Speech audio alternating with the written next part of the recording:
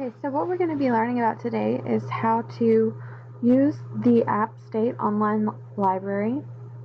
So what you want to do or search in your search bar is library.appstate.edu. Now this is just a great resource to be able to use when you've got a project for a class, you need some reputable sources, and you need to do some research. This pulls up articles, like it says articles, books, movies, scholarly journals. There's all sorts of things on here. And it's just a great tool to use. So, for an example, let's say I'm in a history class and I'm writing a paper on the Civil War. So what I would search for first is just Civil War. And from here, it's going to pull up, if my computer will load, it's going to pull up a whole bunch of resources. As you can see, there's like 8 million. So I'm not really in the mood to search through 8 million articles. So what I would probably do from here is narrow down my search.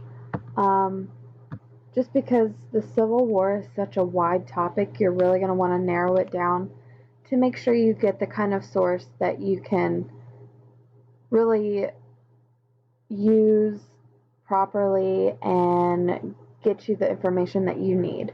So I'm going to search for the Battle of Bull Run,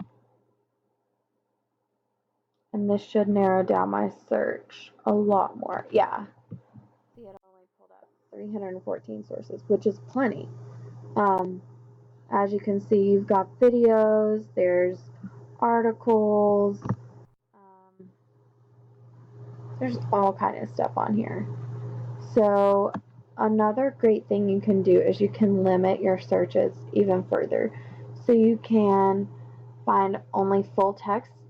So if your search term is within the article, it may only pull up that section of the article with that in it. But what you can do with this is have it include the entire text so that you can go back through and look at all the other information that's on there. Another thing you can do is look at only the books and media, so like your books and your videos and stuff like that. And then you've got your peer-reviewed articles, which are written by like scholars, and they're more reputable than like a magazine article you find on Google. And then you can also search for the print books only, which is going to pull up books that you can get in the library and get your hands physically on. So like if your teacher requires you to have a print source, and not one that you can find online, like a book, an online book source. So that's a great tool to use. I know I've had to do that several times with some professors. And then another thing you can do is narrow down your search by publication date. And this is great because I have had this happen where my professor required us to use an article that was written within the past 5 years rather than all the way back till 1988 or whatever this goes to. So that's a great option also. And you can advanced search. There's so many ways you can narrow down search and get exactly what you need. So the next thing I'm going to do is just pull up the PDF full text instead of just clicking on this, because it's just going to give you an overview. So you want to click on the full text, and it's going to pull up the whole article. So as you can see here, you can look through all of these, and it's going to pull up. This is a pretty big article or periodical. So let's say I want to use this as a direct quote in my article. I can just copy and paste it into my paper.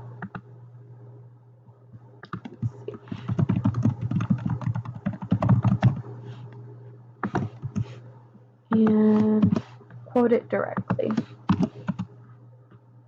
And another great thing that this website has on it is directly cites it for you. So you've got many different formats to choose from. just depending on what your professor requires. And let's see. Yeah, but what you're going to want to do is go through and make sure that the citation is correct, because you don't want to accidentally just cite something and part of it be wrong.